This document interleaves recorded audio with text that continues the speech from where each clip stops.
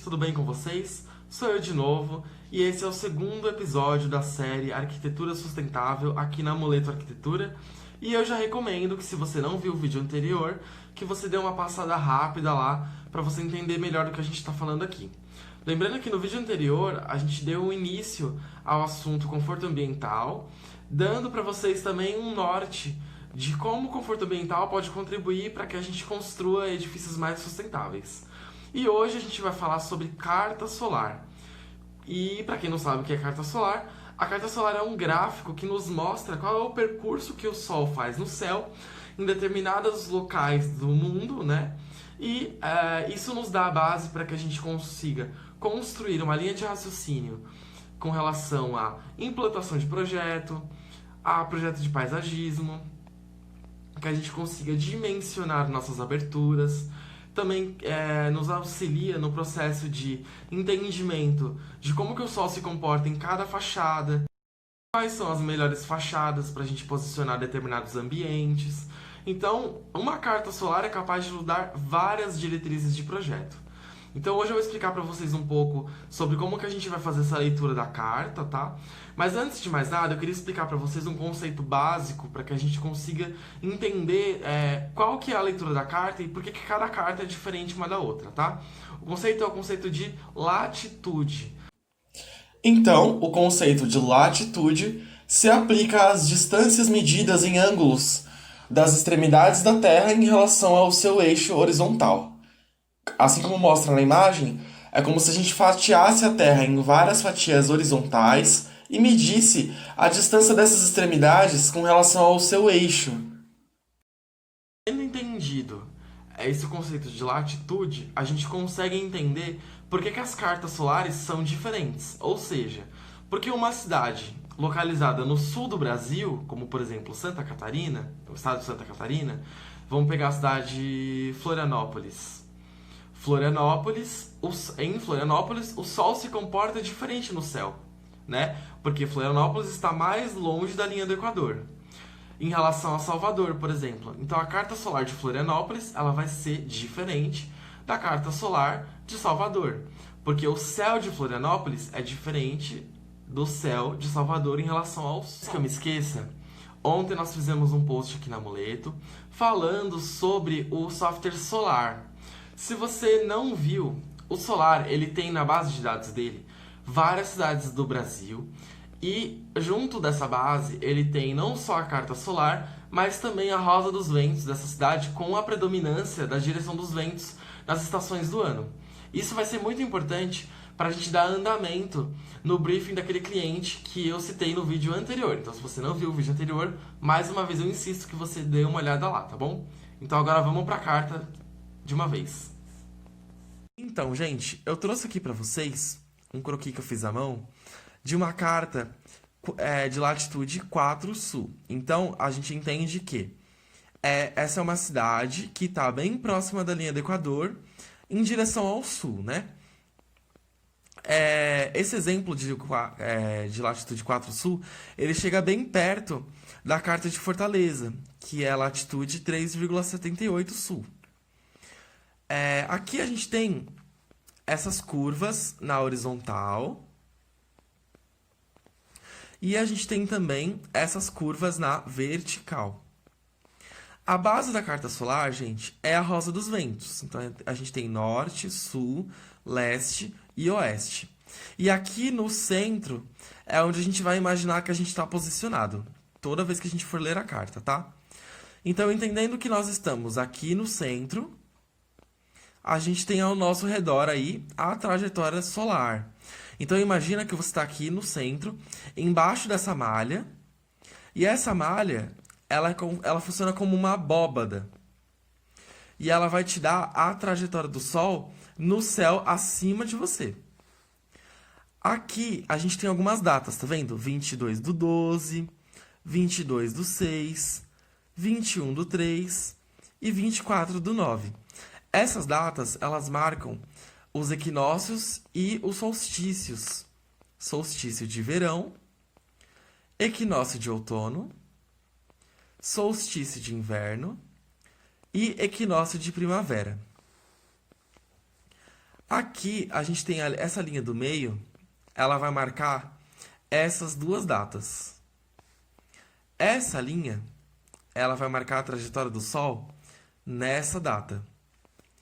E essa linha vai marcar a trajetória do Sol nessa data. Eu não tirei esse gráfico da minha cabeça, tá, gente? Eu tomei a liberdade de copiar ele do computador mesmo. Sabe quando a gente pega o papel, sobrepõe no computador e a gente puxa as linhas? Então, foi isso que eu fiz, tá? Então, aqui a gente tem verão, outono e primavera e inverno, certo? Então vamos entender lá em Fortaleza como que o Sol se comporta em relação aos horários do dia, inicialmente no verão.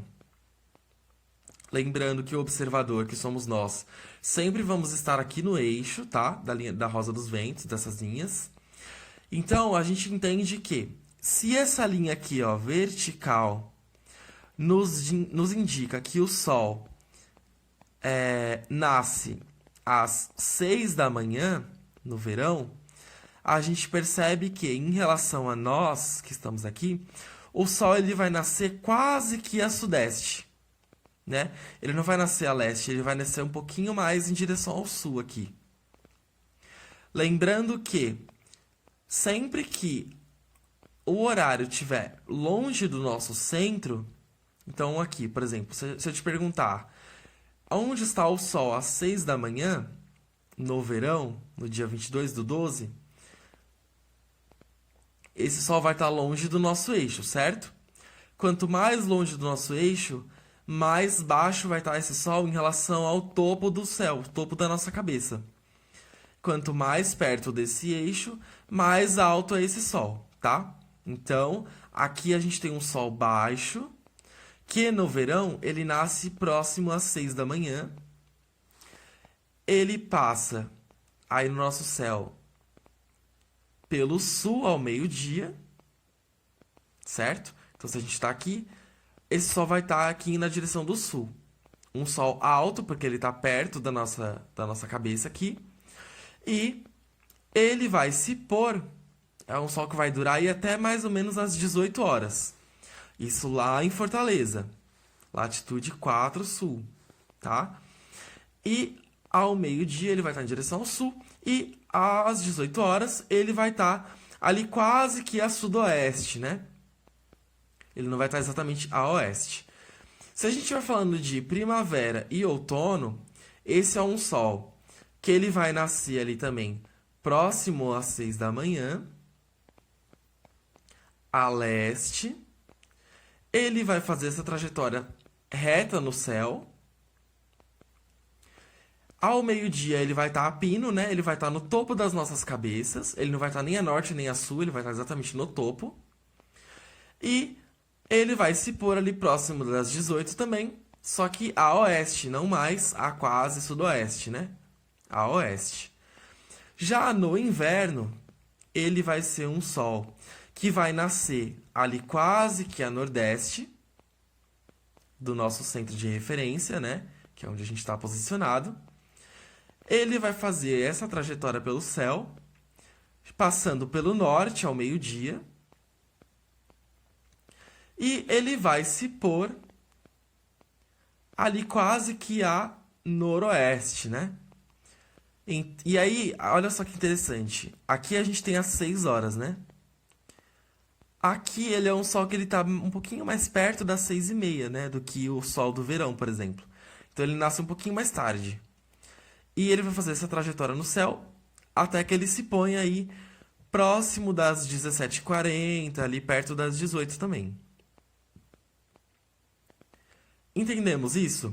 Entendemos isso aqui em Fortaleza. Então, gente, o objetivo desse vídeo foi mostrar para vocês como que a gente faz a leitura da carta solar. No próximo vídeo, a gente vai falar um pouco mais sobre o briefing do nosso cliente, do vídeo anterior, e a gente vai começar a projetar do zero dentro de um terreno que foi dado pra gente, né, com as condicionantes ali, com algumas exigências que o cliente fez. No próximo vídeo a gente vai falar um pouco mais sobre isso, de forma mais aprofundada, e a gente já vai começar a esboçar os primeiros desenhos dessa implantação. Lembrando que a gente não vai desenvolver um projeto completo, porque a gente não tem tempo para isso aqui, né, no IGTV.